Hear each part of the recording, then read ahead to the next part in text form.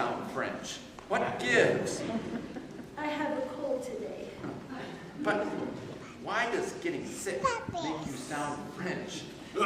It's because the French and the French Canadians tend to speak with their noses.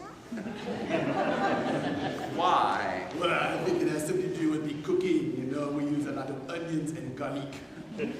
Maybe we should get on with it. It is Palm Sunday after all, and whether you say it through your nose or blow it through a hose, we're all supposed to be shouting Hosanna and tooting horns together in a minute to celebrate Jesus' triumphal entry into Jerusalem.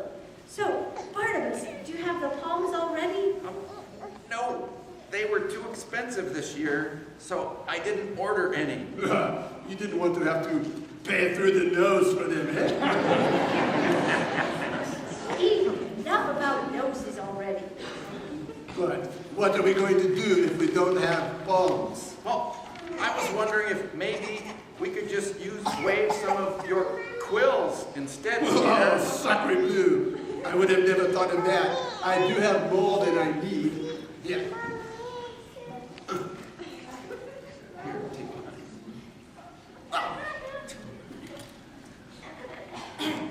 But waving a sharp-pointed natural defense mechanism somehow doesn't seem quite as celebratory as waving a palm branch. Ow! That's where you're waving that thing. You nearly put my eye out. Well, maybe this wasn't such a great idea. Ow! Unless your idea of celebrating Palm Sunday includes body piercing. Ouch! Say, I have a better idea. Instead of waving my porcupine spines around in a very bad reenactment of what happened on Palm Sunday, let's tell the story of Jesus instead. Now, why didn't I think of that? So, Barnabas, what did happen on Palm Sunday? Well, I'm glad you asked, kids. Jesus had been with his disciples a long, long time, teaching them, telling them stories about God's love and about God's kingdom, and finally, his ministry on earth was coming to a close. And to fulfill the biblical prophecies, to help the world see and understand that he was the Messiah, the Christ, God's Son, one bright sunny day, he came riding into Jerusalem on a donkey, just as the prophet said he would. And the whole town had heard he was coming, and they lined the streets waiting expectantly, excited, waiting for the Messiah to appear. And suddenly, someone shouted, looking far down the road, "There he is! I see him!" And he was way off in the distance. Then, first, just a white shining dot, and everyone turned to look. They couldn't take their eyes off him. Suddenly, it was as if that dot had become the center of the universe. And they held their breath and they waited. And as Jesus came closer and closer, getting bigger and bigger, soon the dot wasn't a dot. It was Jesus.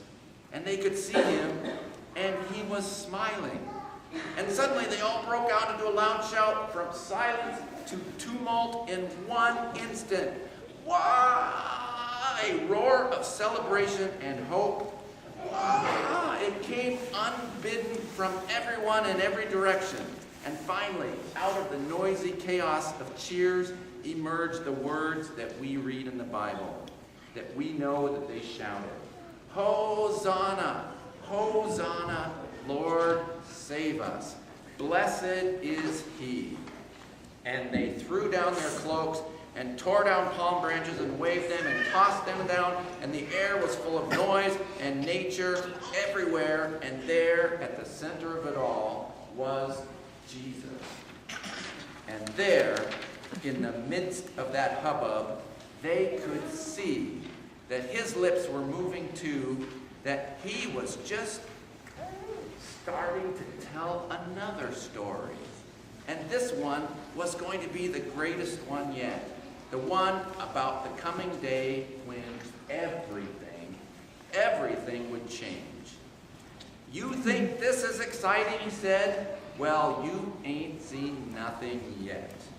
Hey, look, this puppet show has gone on so long that these palm branches must have had time to grow while we were up here. And I say it's time not to just talk about this Palm Sunday celebration, but to have one. Come on, kids, grab a palm and let's see if we can raise a roof.